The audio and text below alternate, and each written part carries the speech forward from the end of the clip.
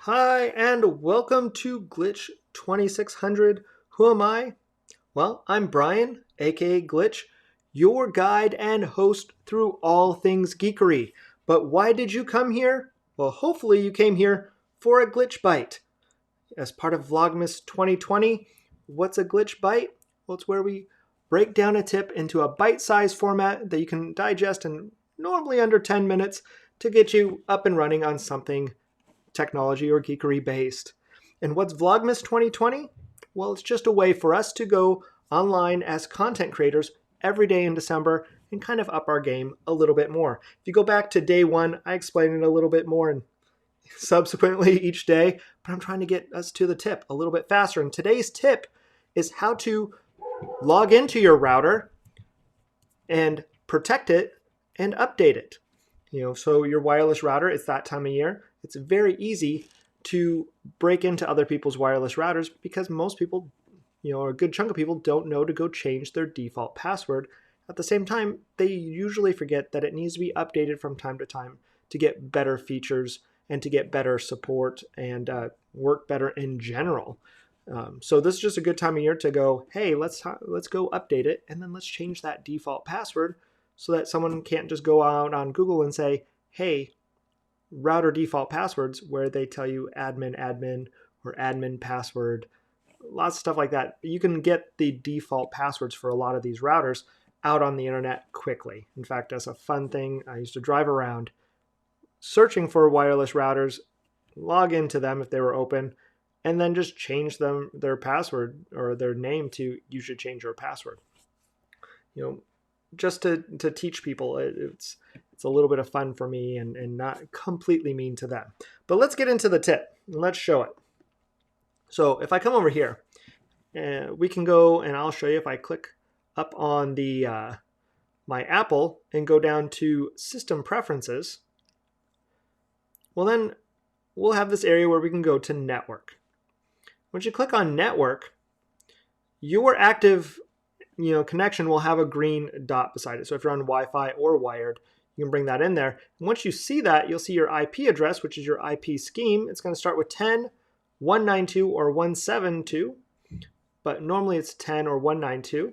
If we hit Advanced and then TCP IP, then what we're looking for is where it says router right there. And it's going to end in a .1.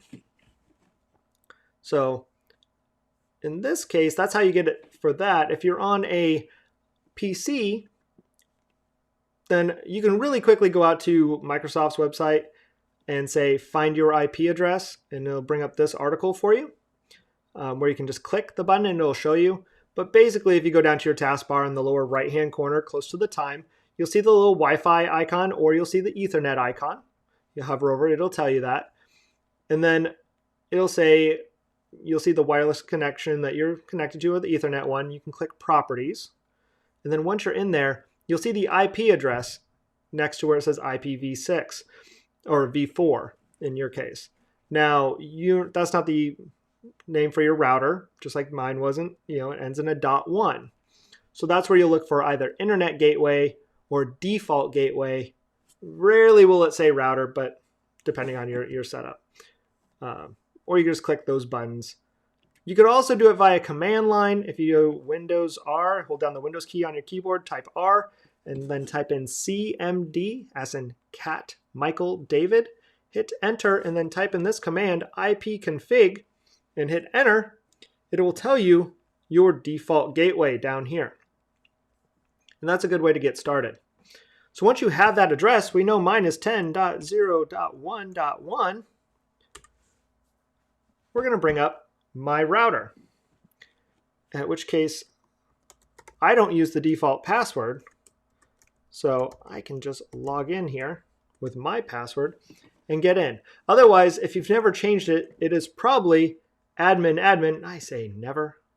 It's probably admin or admin password. Again, if you're ever curious, just go out here to Google and type default router passwords.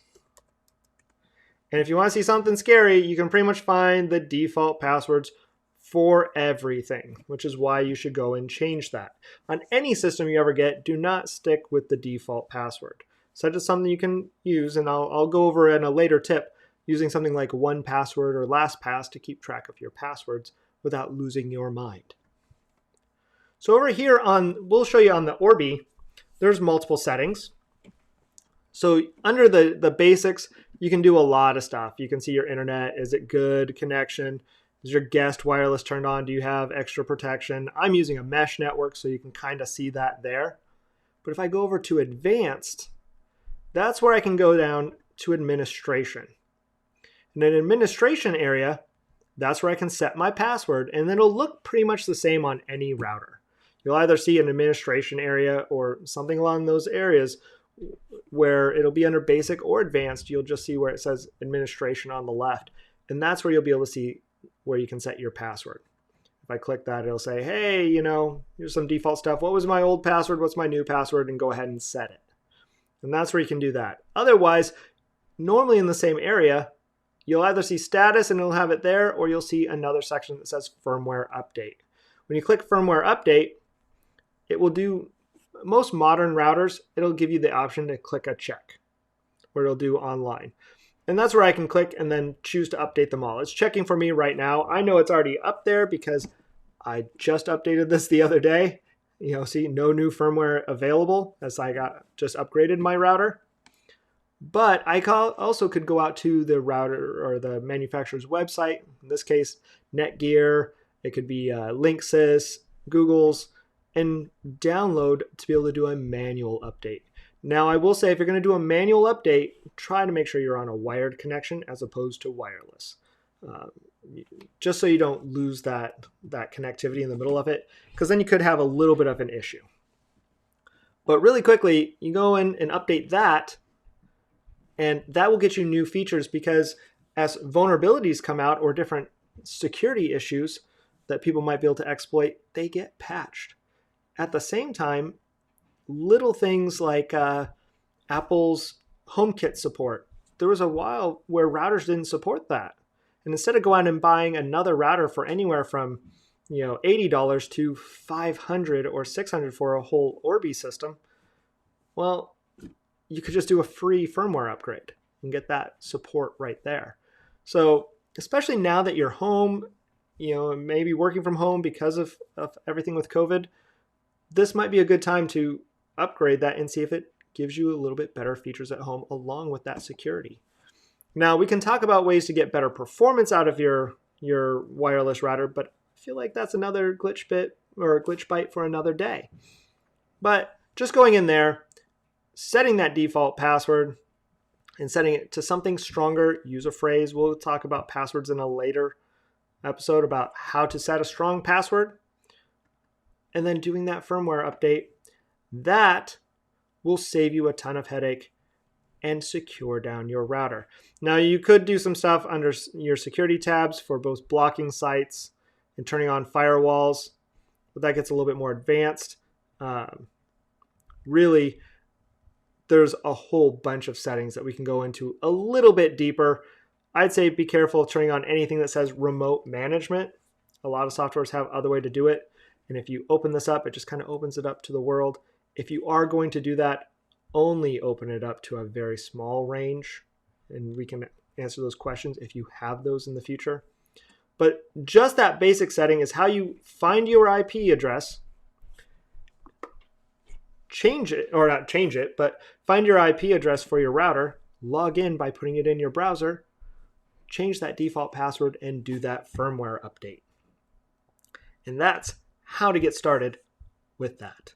So I hope you guys enjoyed it. If you enjoyed this Glitch Byte and want more, then please, please, please head on over to YouTube and subscribe and like. You can hover over that QR code right there if you're watching this on your laptop.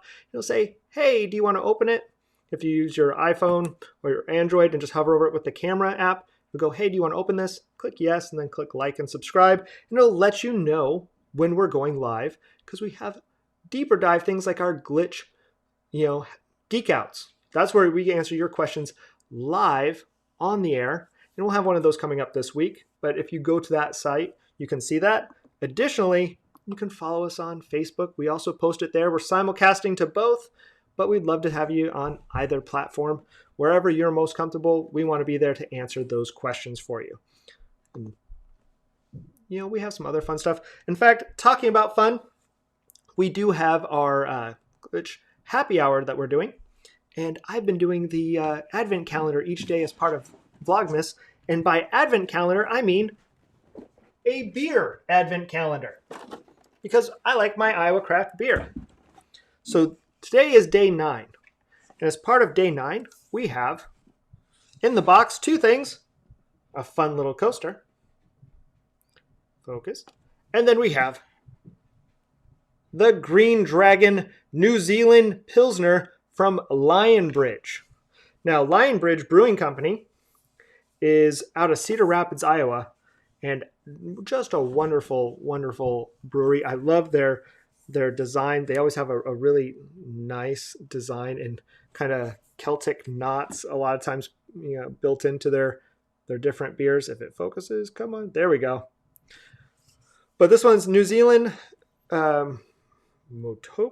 I've never heard of that. Hops and a clean fermentation yields this niche style that is bright and quaffable with pronounced tropical fruit and citrus flavors. So I'm really anxious to try this one and see.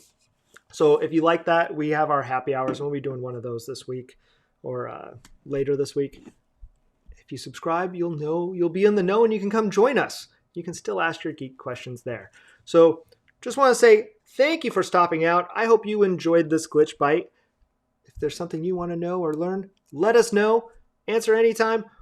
Otherwise, come join us tomorrow where we'll be doing another Glitch Byte as part of Vlogmas 2020. All right, we'll catch you guys soon. Bye.